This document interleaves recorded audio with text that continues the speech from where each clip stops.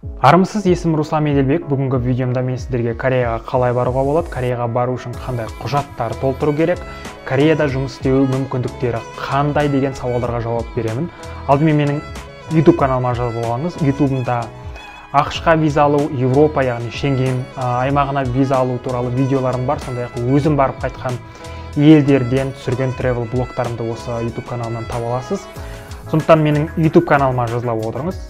Сондай-ақ менің Instagram парақшамда саяхатқа шығу жолдары, саяхаттың шығыны, виза алу мәселесі, шетелде жұмыс, шетелде оқу тақырыптарында, ағылшын тілін меңгеру тақырыптарында көптеген посттар бар. Сондықтан Instagram парақшама да жазылып отырыңыз. Ал қазір Кореяға қалай баруға болады деген видеомды бастайық.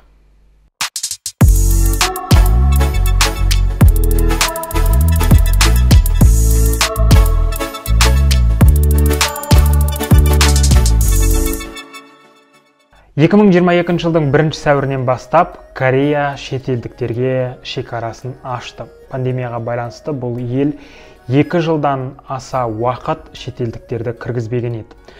Бірақ қазір ереже қиынырақ, қандай да бірнеше форма толтыру керек. Солардың барлығын рет-ретімен түсіндірейін. Ең алдымен керек құжат ол сіздің шетелге шығатын паспортыңыз. Одан кейін Кореяға кіру үшін 48 сағат бұрын тапсырылған коронавирустың ПТР тесті керек. 5 жасқа дейінгі балаларға алдын ала тест тапсырып қажет емес, тек Кореяға барғаннан кейін 24 сағаттың ішінде балалар тест тапсыру керек. Ал ересектердің барлығы 48, яғни Кореяға кіргенге дейін 48 сағаттың ішінде тест тапсыру керек, яғни 2 күн алдын Кореяға жететін 2 күн алдын ПТР тестін тапсыру міндетті. Егер тест тапсырмасаңыз, онда ұшаққа отырғызбайды. Осыны ескеріңіз. Одан кейін Кореяға барғаннан кейін, егер екпеңіз болса, дүниежүзілік денсаулық сақтау ұйымы мақұлдаған осы екпелердің бірін алсаңыз, 2 дозасын немесе бустер дозасын, яғни 3-ші дозасын алсаңыз, осы екпелердің ішінде, онда Кореяға барғаннан кейін ешқандай карантинде жату міндетті емес. Ал егер дүниежүзілік денсаулық сақтау ұйымы бекіткен екпелерді алмасаңыз, онда барғаннан кейін арнайы карантиндік орында 7 күн карантинде болу керек.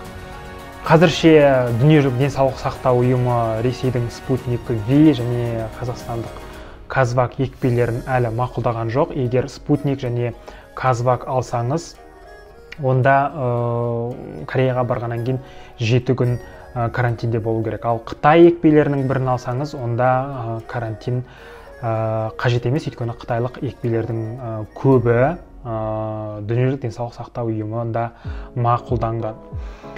Кореяға ұшпас бұрын Q-код деген арнайы сайтқа өзіңіздің вакцина статусыңызды енгізіп толтыру керек.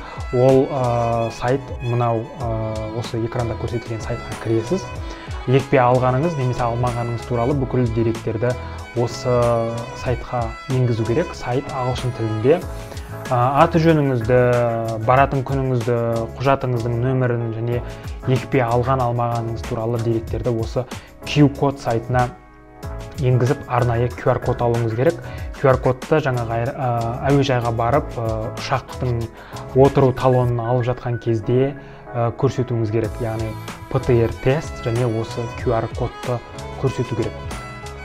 Корея билігі тағы бір өте маңызды құжатты толтыруды міндеттеп отыр. Бұл KETA деп аталады. Бұл форманың арнайы сайты бар, немесе ұялы телефондағы қосымшасы бар. Осы форманы Кореяға бармас бұрын 3 күн бұрын толтыру керек. Корея билігі 24 сағаттың ішінде сіздің жаңағы формадағы ақпараттарыңызды, өтінішіңізді қарап 24 сағаттың ішінде жауап береді. Егер 24 сағаттың ішінде сіздің формаңызды мақұлдаса, онда Кореяға кіруге мүмкіндік бар. Егер мақұлдамаса, онда Кореяға сіз кіре алмайсыз. Олар 24 сағаттың ішінде сіздің деректеріңізді тексеріп жауап береді. Бұл форманы ұялы телефон арқылы толтырған, ұялы телефондағы қосымша арқылы толтырған әлдеқайда ыңғайлы. Сондықтан телефоныңызға қосымшаны жүктеп алып, сол қосымша арқылы толтырыңыз. Бұл формада негізінен бірінші сұрайтыны азаматтығыңыз, одан кейін паспортыңыздың нөмірін жазасыз, электронды почтаңызды жазасыз. Одан кейін Кореяға не мақсатта бара жатқаныңызды толтыруыңыз керек. Туристік мақсат, демалуға, қыдыруға, медицина немесе туысқаныма бара жатырмын деген себептерін таңдап толтыру керек. Одан кейін Кореяға барғаннан кейін тұратын жеріңіздің адресін толтыруыңыз міндетті. Одан кейін паспортыңыздың суреті, дерегі бар парақшасын суретке түсіресіз. Одан кейін жүйеде паспорттағы бүкіл деректер пайда болады. Бүкіл деректерді мұқият тексеріп болғаннан кейін сол қосымшада, ұялы телефондағы қосымшада фотоға түсесіз. Содан кейін төлем жасайсыз. Төлемді карта арқылы төлейсіз. Шамамен бұл форманы толтырудың төлемі 9-10-11 доллар болады. Бұл доллардың курсына байланысты негізінен, бірақ сол 9-10-11 доллардың көлемінде. Содан кейін бұл форманы жібергеннен кейін Кореяның әділет министрлігі, тағы қайталап айтамын, 24 сағаттың ішінде сізге қарастырып жауабын береді. 24 сағаттың ішінде, яғни сіздің өтінішіңізде бәрі дұрыс, Кореяға келе аласыз деген мақұлдап хат жіберсе, онда сіз Кореяға баруға мүмкіндігіңіз болады. Ал егер отказ келетін болса, онда сізді ұшаққа отырғызбайды. Бұл формасыз ұша алмайсыз. Осыны ескергеніңіз жөн. Бұл Кореядағы жаңа енгізген, Корея билігінің жаңа енгізген жүйесі. Егер бір рет толтырып, Корея мақұлдаса сіздің формаңызды, онда бұл формамен 2 жыл бойы Кореяға кіруге мүмкіндік бар. Егер аты жөніңіз өзгерсе, фамилияңыз өзгерсе, паспортыңыздың нөмірі өзгерсе, онда бұл форманы қайта толтырып, қайта рұқсат алу керек. Ал Кореяға баратын мақсатыңыз, тұратын жеріңіз өзгерсе, оны тек қана қайтадан формаға кіріп түзесеңіз болады. Осы жағын ескерген жөн. Бұл форма өте маңызды. Қазір Корея билігі енгізген ең үлкен өзгерістердің бірі осы. Сондықтан бұл форманы толтырарда өте мұқият болыңыз, себебі барлығын шешетін ең маңызды форманың бірі осы. Енді Кореяда жұмыс істеуге мүмкіндік бар ма деген сауалға жауап берейін. Жалпы Корея елі шетелдік еңбек мигранттардың күшіне тәуелді. Яғни жұмыс күші жетпейді. Өзінің халқы көп болса да, негізінен кореялықтар ауыр жұмыс істемейді. Олардың көбі офиста немесе басқа да мекемелерде жұмыс істейді. Сондықтан елдегі құрылыс, мал бағу, шөп, фабрика, фермалардағы жұмыстардың көбін орталық Азия елдерінен, Үндістаннан барған еңбек мигранттар істейді. Сондықтан кореялықтар елде жұмыс істеп жүрген, заңсыз жұмыс істеп жүрген еңбек мигранттарының заңсыз әрекетіне көз жұма қарайды. Себебі олар бұл адамдардың жұмыс күшіне өздері мүдделі. Сондықтан Қазақстаннан барған көп адамдар жалпы Кореяға бір рет кіріп алғаннан кейін сол жақта жұмыс істеп жүреді. Менің де бірнеше танысым қазір сол жақта жұмыс істеп жүр. Бір айға турист ретінде кіріп алып, сол жерде қазір 3-4 жыл бойы жұмыс істеп жатыр. Жалпы Кореядағы жалақы 2000 доллардан басталады, бірақ жұмыс ауыр, негізінен ауыр жұмыстардың барлығын сол шетелден келген мигранттар істейді. Бірақ табысы сол ауырлығына сай 2000-3000 доллар көлемінде айлық төлейді.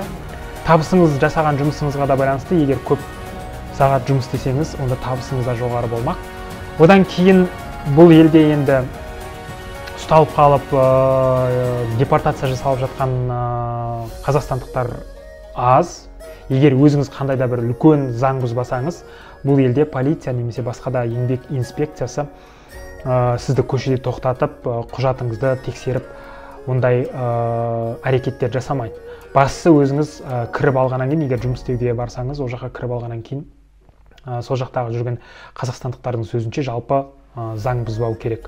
Әрине, Кореяда заңды жолмен де жұмыс істеуге болады. Бұл елде негізінен аспаз, дәрігер, құрылысшы, темір жолшы мамандықтарына, IT мамандарға өте сұраныс жоғары. Сондықтан Кореяда заңды құжатпен барып жұмыс істеуге мүмкіндік мол. Ол жағынан да жолдарын іздестіріп көрсеңіз болады. Сондай-ақ Корея мемлекетіне барып грантта оқуға болады. Ол үшін корей тілін білген жөн. Міне Кореяға негізінен жұмысқа бару ерекшеліктері осындай. Әрине, Кореяға 1 айлық туристік рұқсатпен кіріп, заңсыз жүріп, ол жақта жұмыс істеу өте қауіпті. Оны жоққа шығаруға болмайды. Егер қандай да бір оқиға болып қалса, сіз заңсыз жүрген адам ретінде жауапқа тартылуыңыз өте ықтималдығы жоғары. Сондықтан Кореяға жұмыс істеуге заңды жолдарын іздестірген жөн. Бұл елге аспаз, құрылысшы, темір жолшы, IT, дәрігер мамандары сұранысқа ие. Бастысы корей, ағылшын тілдерін білген жөн. Егер корей тілін, ағылшын тілін білсеңіз, бұл елден заңды жұмыстарды да іздеп көруге болады. Сондай-ақ Кореяда, егер сіз кәріс тілін білсеңіз, ағылшын тілін білсеңіз, көптеген университеттерде грантта да оқуға мүмкіндіктер бар. Кейін грантта оқу бітіргеннен кейін бұл елде қалып жұмыс істеуге де мүмкіндік мол. Осындай заңды жолдарын іздестіріп көрсеңіз болады.